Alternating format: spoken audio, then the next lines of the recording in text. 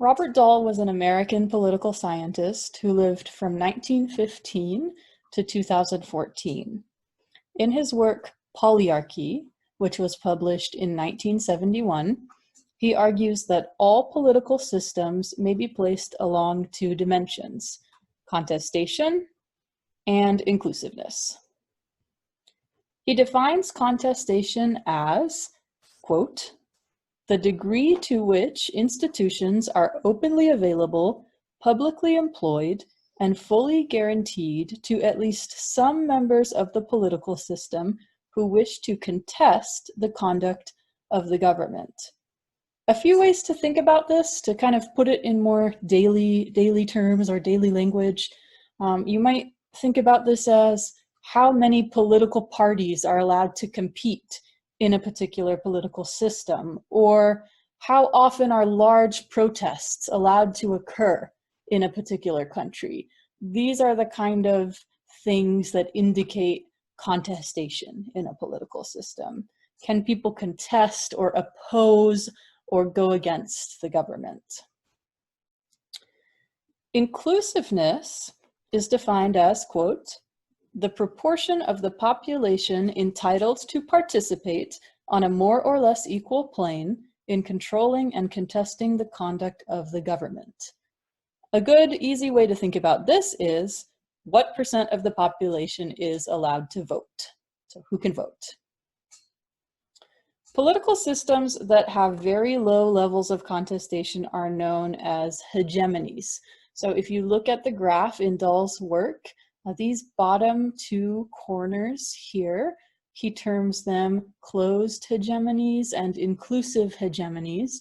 But the point is that low contestation creates a political system called a hegemony. Political systems that have both high contestation and high inclusiveness, so that's this upper right corner up here, are known as polyarchies. Dahl coined this term polyarchy rather than using the term democracy. So although he's kind of actually talking about democracies, he wanted to stay away from the word democracy and instead created this term polyarchy. Why did he do this? Because Dahl believed that democracy was an ideal system or a hypothetical system that was impractical or maybe even impossible to achieve in the real world. So he thought of democracy as kind of this perfect, unattainable ideal, and a polyarchy is our best attempt to create a democracy in the real world. So he prefers this term polyarchy. So let's kind of put this into practice. Let's think about the United States of America, or the land mass that is currently known as the United States of America, and how that has moved along Dahl's dimensions over time. And I'm going to put some dates up at the top of the screen. So we have several dates here. I want you to draw on your knowledge of US history. Think about what happened on these dates, or what you think, what your best guess is of what happened on these dates that would have moved the US in some direction on this graph. And I'd actually encourage you to pause this video for a few minutes, get out a piece of paper, draw this graph, and then kind of chart, put some dots on the graph for where you think the US was at each of these dates, and kind of draw the line of how you think the US has moved along the graph over the years. So pause the video and try that, and then when you come back, I'll show you how I think the US has moved.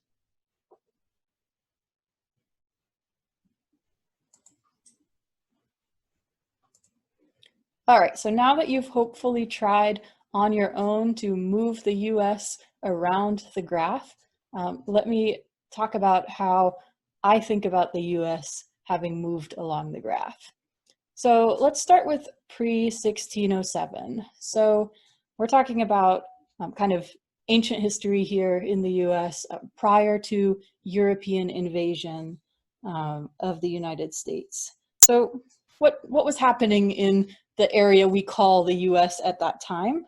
Well, as we know, it was settled by various indigenous tribes. And I want to start by emphasizing that we really shouldn't overgeneralize about the different political systems of each tribe. Each tribe had a different level of inclusiveness and contestation.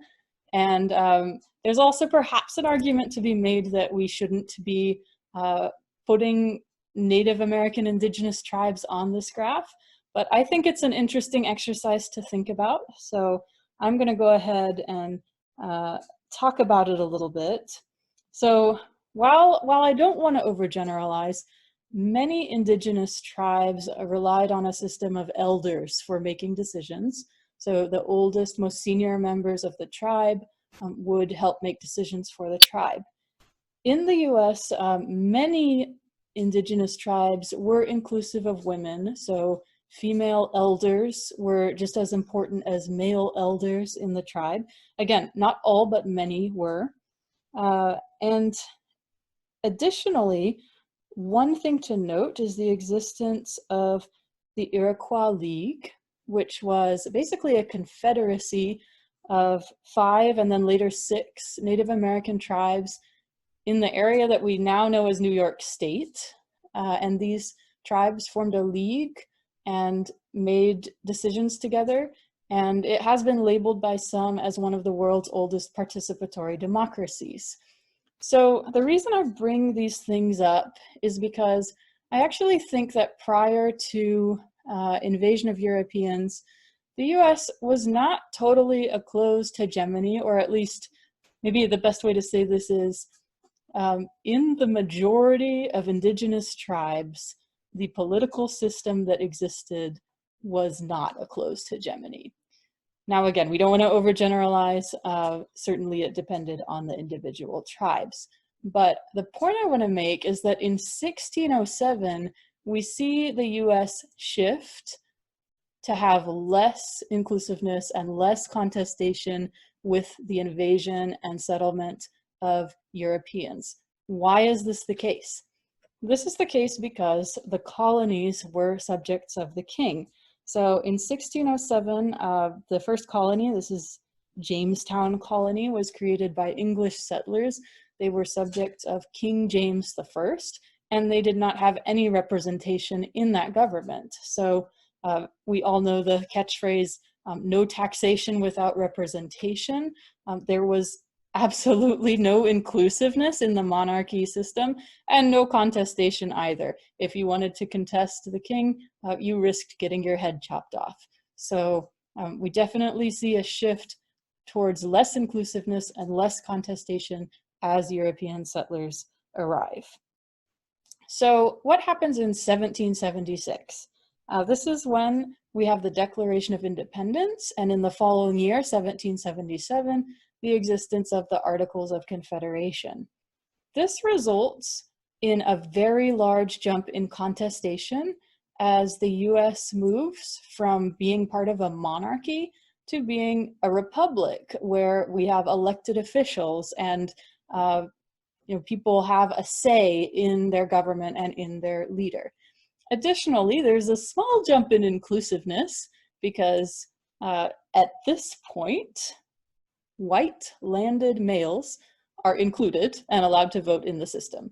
Now, this is obviously a very small jump because the proportion of the population that was white landed males was very small, but it is a small jump nonetheless compared to a monarchy system where no one is really included except perhaps for the royal family. So in 1776, massive jump upwards, increase in contestation. What happens next? Well, between 1792 and 1856, individual states slowly eliminated the requirement that white males own property in order to be able to vote. I believe the last state to eliminate this requirement was North Carolina. They were the last holdout in 1856. And so as this requirement is eliminated, we see again a small increase in inclusiveness. At this point, white males may vote. You no longer have to be a white landed male to vote. In 1870, huge jump in inclusiveness. This is post-Civil War. The 14th and 15th Amendments grant Black Americans and former slaves citizenship, and they guarantee them the right to vote regardless of race or condition of former servitude. So this is a very large jump in inclusiveness in our nation's history after the Civil War. Next date I have here is 1920. This is the 19th Amendment to the Constitution. Another big jump in inclusiveness as women are given the right to vote in the United States. Next, I have put 1943 up here. This is an interesting one. So what many people don't know is that Chinese Americans were excluded from the political process in the United States for a long time. So in 1943, Chinese Americans were guaranteed the right to vote, and some were given citizenship as naturalized citizens. So again, we have an increase in inclusiveness here with the inclusion of Chinese Americans. What happened from 1924 to 1948? In this time period, we see the inclusion of Native Americans and Indigenous people being able to vote. So in 1924, the Indian Citizenship Act was passed, which guaranteed Native Americans the right to vote regardless of their tribal affiliation. Prior to this, a Native American would have had to denounce their tribe or their affiliation with their tribe in order to gain the right to vote.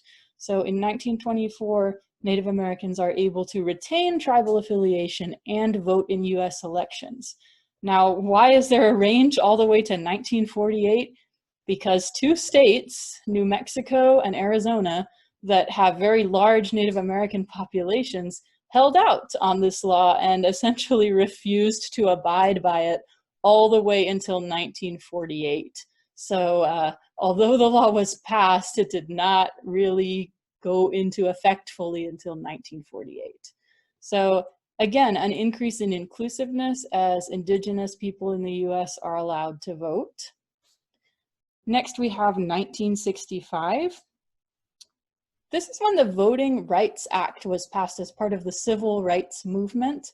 I've included this because I think it was a key development. Although Black Americans had been given the right to vote with the constitutional amendments after the Civil War, things like literacy tests and poll taxes had prevented many people from voting, and so the Voting Rights Act in 1965 definitely increased inclusiveness. Finally, we have 1971. This was a reaction to the Vietnam War, and in 1971, the 26th Amendment was passed, which lowered the voting age from 21 to 18. So again, an increase in inclusiveness, and sort of begs the question that Dr. Markovits was asking in lecture a few days ago about why 18, you know, at what point do we really think people are, you know, so-called mature enough to vote? And is that something that we think could change? So as you can see, the US has had kind of a gradual path, first a big jump in contestation and then gradual increases in inclusiveness over the years. I would say that we are up here in the polyarchy category today. However, especially when you look at individual states and certain voter suppression efforts, there may be some arguments to be made that certain states are trying to limit inclusiveness. I would also argue that the Electoral College is an institution that decreases contestation in the United States to some degree. So all of these things are a little bit of a matter of opinion, and so I'd encourage you to think for yourself about how you think the US has moved or is moving along this graph, and justify those opinions with some reasoned out analyses.